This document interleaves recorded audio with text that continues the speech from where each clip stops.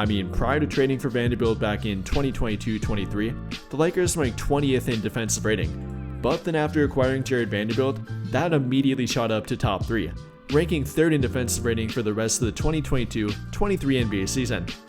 Or then for the 23-24 NBA season, without a healthy Jarred Vanderbilt, the Lakers ranked 17th on defense, but with a healthy Jarred Vanderbilt, ranked a little bit better at 15th.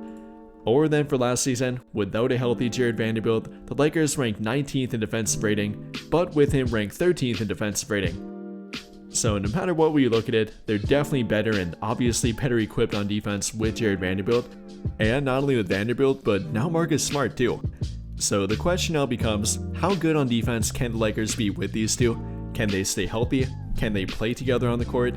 What should their rotation look like with them, and what can their team look like, especially their defense, with these two now added in?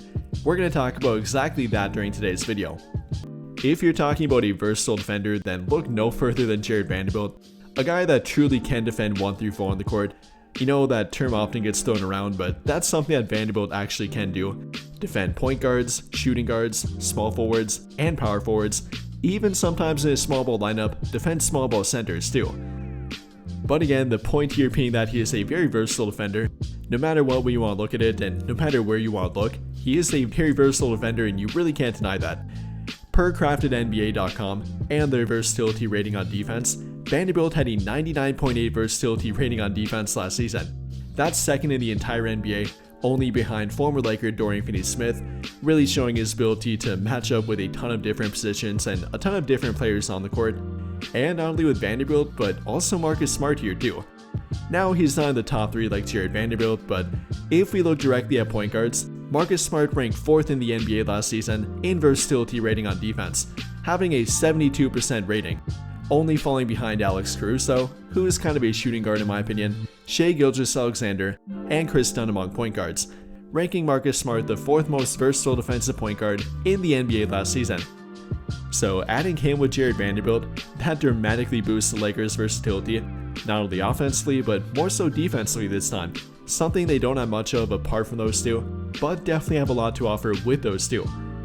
So now going back to the question of how they can work together and if they can work together, I mean defensively it's really a no-brainer, obviously yes they can, but if you're talking about mixing and matching them and what would probably be the best route with that, especially factoring in the other end of the court, that being offense and what those two lack a bit offensively, that being 3-point shooting, it might not be a bad idea to stagger their minutes a bit, which in my opinion the best route with that would be to have one of them in the starting lineup and with one of them coming off the bench.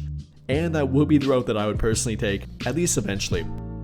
Now I'm not saying they can't ever play together, I think they can, it's simply about making the lineup work around them. Again, offensively, not defensively. If you're going to put another non or poor 3-point shooter with them, which would be pretty likely at the center spot as neither Vanderbilt nor Smart can or should play at center full time ever, then you're probably going to have one of DeAndre Ayton or Jackson Hayes with them, which again might be a bit tough offensively. But again, if you would instead kind of stagger them, have a guy like Marcus Smart in the starting lineup, moving a guy like Hachimura coming off the bench, then having Vanderbilt enter the game when Marcus Smart leaves the game, that would be a way for them to keep a versatile defensive perimeter option on the court at all times to their team without sacrificing any offense, as again they would be staggering their minutes a bit and not playing them together that much. And let me be clear, that probably would be the best option as they are by far the most versatile defenders on the team. I mentioned the versatility rating that I brought up before, but a little bit more data to support that. This coming from bbballindex.com, taking a look at the matchup difficulty by offensive LeBron rating and all-around skill set that both Marcus Smart and Jarred Vanderbilt match up with last season. On average, they guarded an offensive player ranked at an A or an A- per offensive LeBron rating. Or if you want to take a look at Marcus Smart, no matter who he matched up with, it was always a very talented offensive player, and more likely than not, a very versatile one too.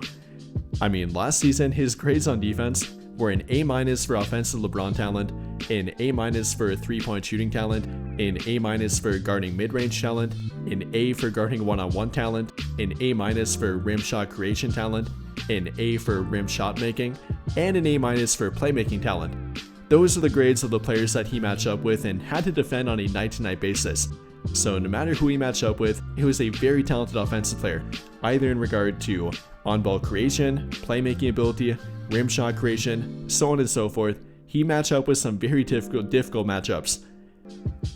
But I think that'll pretty much do it for this one.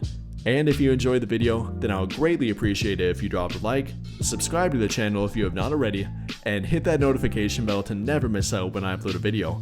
But as always, thank you for watching and have a great day or night.